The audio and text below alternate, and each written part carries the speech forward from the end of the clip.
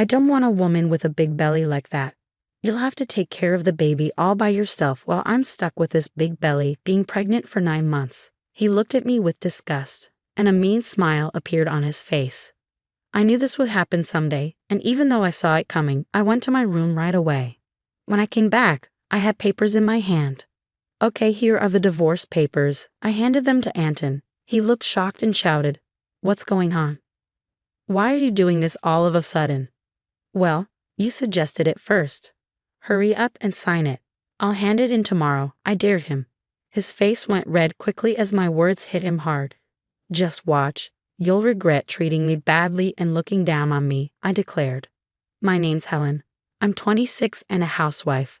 2 years ago, I worked at a mobile company. That's where I met Anton Cade, my boss, when I was 24. We fell in love fast and got married. Anton, 3 years older, was really supportive, especially when I was new and clueless at work. I couldn't thank him enough for teaching me everything. As we worked together, we became friends and started going out for dinner often. When he asked me out, I was thrilled, especially because I'd never dated anyone before. It's a bit embarrassing, but I was always more into cartoon characters than real guys. But with everyone around me getting married, I started feeling the pressure. When I fell for Anton, I promised myself he'd be my first and only love. So when we started dating and got married a year later, I was so happy. Anton was handsome and popular with the ladies at work. I was proud to be his wife, and people congratulated us, saying they were happy for us. But little did I know what was coming. The day after we got married, I told my coworkers, "I'm married now, so I'm quitting my job." Just when we were excitedly beginning our married life, Anton dropped a bombshell, saying, "I've always wanted my wife to focus on the home. Don't worry, I can take care of us financially." "But this is so sudden. You never mentioned this before," I responded. Anton had never brought up me quitting my job before we got married.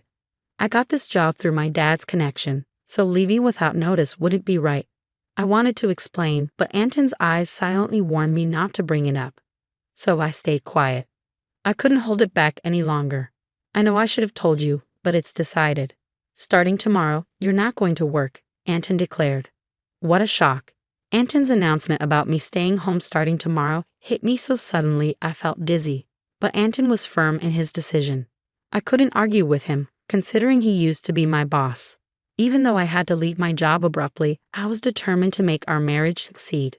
Since Anton chose me and entrusted me with running the household, I wanted to live up to his expectations. I didn't want to seem like a bad wife. I put all my effort into the housework, cooking meals, especially Anton's favorites, and setting the table with as much food as possible. Even though Anton ate without saying whether he liked it or not, I secretly hoped for a word of appreciation. After quitting my job and losing my identity, I craved that acknowledgement. "Anton, I have an important meeting tomorrow. Is my jacket clean?" I asked. "Yes, it's ready," Anton replied. He sometimes showed a traditional, controlling side. Despite this, I reminded myself how lucky I was to have married him and tried to meet his expectations. With no income of my own, living with Anton was my only option for a normal life. Although our relationship often felt more like employer and maid than husband and wife, things were mostly smooth. But one day, I fell ill and couldn't get out of bed. Feeling weak, I thought, I'll catch up on chores tomorrow. Anton stormed into the bedroom and snapped, "What are you doing? Get up and make some food." He kicked the blanket off me. "I'm sorry, I'm not feeling well today. Can you manage something for yourself?" I pleaded, hoping for sympathy. Instead of understanding, Anton scowled and said, "You don't even work, and you're lying down because you're a little sick. Pathetic. Get up." He kicked me again, and I got up stunned. I couldn't believe he would demand chores from his sick wife. I'd never seen this side of him before we got married. Maybe I missed it, but it was too much. I did my chores, tears streaming down my face. After days of feeling unwell, I realized I'd missed my period. Rushing to the drugstore, I bought a pregnancy test. When it turned out positive, tears of joy streamed down my face. I couldn't wait to tell Anton when he got home from work. But when he finally returned well past midnight, reeking of alcohol and stumbling, my excitement waned. It was surprising how much he drank, especially without warning me when I had dinner prepared. Despite my eagerness to share the news, I hesitated seeing him in such a state. "I haven't been to the doctor yet, so it's not confirmed," I started, hoping to share our happiness. But Anton's reaction was unexpected. His face darkened as he muttered, "A child? What have you done?" It was a side of Anton I'd never seen before, his tone unlike anything I'd heard from him. "What? I don't want a kid. This is the worst. If you're having it, raise it yourself." His harsh words hit me like a slap, and he stormed off to the bathroom, tossing his clothes aside. It was unreal. I couldn't understand why he'd say such hurtful things about our baby instead of being happy. The joy I felt moments ago vanished, replaced by deep sadness. How could he say that? He'd never mentioned not wanting kids before. We hadn't even talked about birth control, so I naturally assumed we both wanted children. Hearing him call having a child the worst was beyond belief. As I hung up Anton's jacket and went to take his shirt to the laundry, something caught my eye. "What's this?" A piece of paper peeked out of the dress shirt pocket, clearly a receipt by its texture. At first, I thought it was just from tonight's outing, ready to toss it away. But then I saw the name of the establishment. "Is this from a motel?" My hand shook as I held the receipt, confirming my suspicion. It was indeed from a motel. The weight of this discovery pressed heavily on my heart. Why doesn't Anton love me? Isn't marriage supposed to be built on love, especially since we've only been married for a little over a year? How could this be happening? I'd spent years lost in fantasies, never fully experiencing a real relationship. I couldn't immediately accept this harsh reality. But the idea of Anton cheating started to make sense, and pieces of the puzzle fell into place. Had Anton been using me since the beginning of our marriage? Was he truly in love with someone else while I was just a convenient servant? All these doubts churned inside me. Was that why he reacted so harshly to my pregnancy news? As I wrestled with these thoughts, nausea overwhelmed me, and I grew convinced that something wasn't right. Yes, it's clear now. Maybe he pushed me out of the company because his mistress was there. It felt like pieces were falling into place, as if he'd married me for stability rather than love. Reality blurred with my imagination, but his heartless words after learning about my pregnancy couldn't be ignored. That day, I resolved to gather evidence of Anton's affair. From then on, his cold treatment of me was undeniable. It was as if he couldn't forgive me for getting pregnant, even though he knew I was suffering from morning sickness. He'd deliberately eat strong-smelling foods near me and criticize my housework, making me do it over again. My pregnant body endured a lot, and my heart weighed heavy. But despite it all, I continued to investigate his affair. Anton was glued to his cell phone, even taking it to the bathroom, making it impossible for me to sneak a peek. When I managed to sneak into his room, it was spotless, with nothing suspicious in sight. He was always meticulous at work, and his desk was impeccably organized. I realized it would be hard to catch him off guard directly. I kept checking his pockets for any clues, like receipts, but my investigation was proving tough. The idea of hiring a detective crossed my mind, but I didn't have the money for it. Lost in thought about my situation, I got a surprise call. It was my father, who rarely contacted me, so I was curious about why he was calling. "Hey, it's your dad. How's everything?" he asked. His call caught me off guard, knowing how busy he usually is. "Dad, what's up? Aren't you swamped with work?" I questioned. "My team's been handling things well, so I've got some free time," he explained.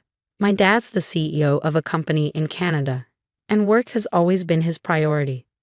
I didn't have many memories of playing with him as a kid, but I respected his dedication, so his call left me curious.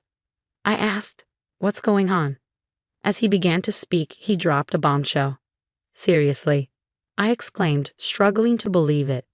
"Yeah, he wouldn't make this up. I need you to trust me on this," my dad reassured me.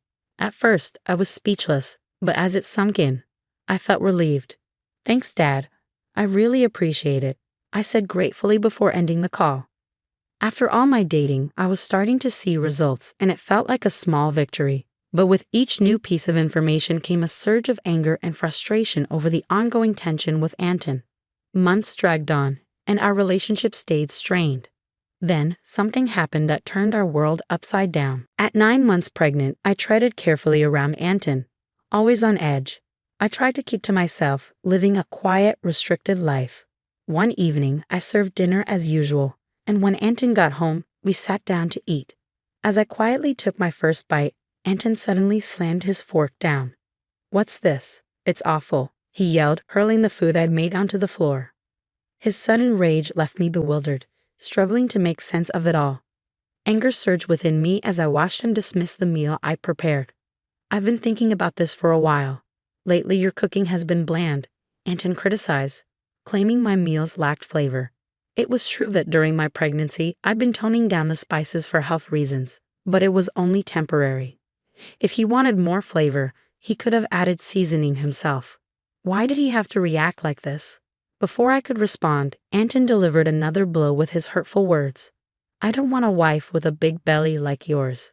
You'll be on your own with the baby while I deal with my own issues. He spat, his eyes full of malice and a cruel smile on his lips. I had feared this confrontation, but I'd hoped for a different outcome. Without a word, I stormed off to my room, retrieved a document, and returned to confront Anton. Here are the divorce papers, I declared, thrusting the documents in front of him. Anton's face twisted in shock. What on earth? Why now? He stuttered. Your idea. Sign them quickly. I'll file them tomorrow, I retorted. Truthfully, I'd been considering divorce since I suspected Anton's infidelity. But with a baby on the way, I hesitated, unsure if I could manage alone. Now, though, I had a plan. My resolve seemed to provoke Anton's, his face boiling with anger.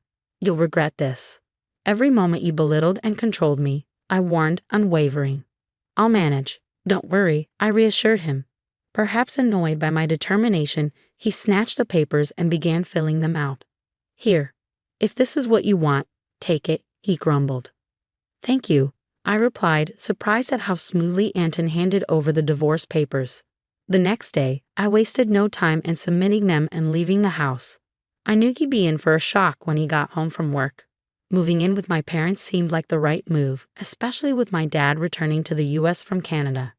I was grateful for their support and fed up with life with Anton. On a day I left, Anton called 3 times, but I ignored everyone. Eventually, the calls stopped. It was clear I meant little to him. He was probably content with his mistress, maybe even considering remarriage. I'd moved on from Anton, and 6 months had flown by. My baby arrived safely, and I was happily settled with my parents. Life was peaceful until Anton called again. At first, I ignored his calls, but his persistence forced me to answer. What do you want now? I asked, wary of his tone. Why were you on that show? And since when were you the daughter of a CEO with millions? Anton's voice boomed with surprise and anger. It turned out he'd seen a TV show broadcasted after I returned home. I'd been approached by a TV station because of my father's position as the CEO of a top global tech company. They featured our family's lavish lifestyle, filming at our house and discussing our wealth, estimating it at around $10 million. I hadn't expected Anton to see the show, but the power of TV is remarkable. By the way, I didn't mention I have a $33 million inheritance, which is why I could divorce you, I calmly replied. My father told me about it, giving me the confidence to live comfortably after our divorce. Anton's immediate reaction was pure fury. What? That's underhanded. Why keep this from me? Half of it belongs to me, doesn't it? Give me the money, he demanded. Just as I thought, seeing the show only made you think of squeezing money out of me. Gifts from parents don't count in property distribution. And let's not forget your own wrongdoing, I retorted. I'm tired of your anger, Anton. You made the call. You should know better. You can't blame me for your actions. You cheated, didn't you? And with someone from your company, a junior, right? You started before we even got married. I revealed, shocking Anton with the information I got from my father. Finally, I had the upper hand.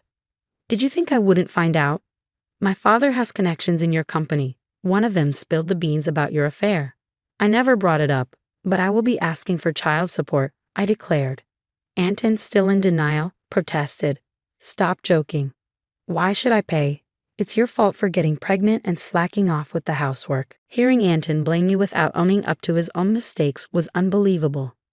How could I have ever been married to someone so lacking in common sense? I knew leaving him was the right decision. I thought as Anton's pitiful plea reached my ears. I'm broke. My wife spent all my money, and now I'm drowning in debt, he lamented, leaving me more dumbfounded than angry. I never want to deal with such an unreasonable person again, I declared, gripping my phone firmly.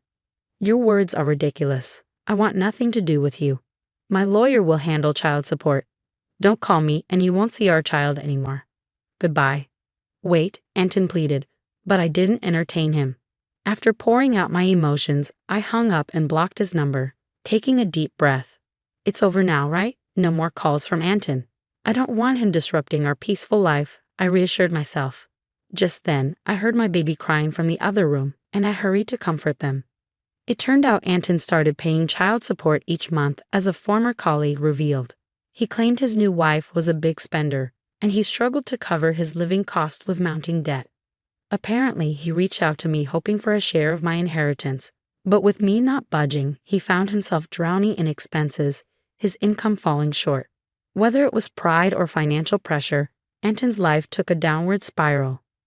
To add to his troubles, he foolishly began his job hunt after leaving his current company, leading to financial hardship.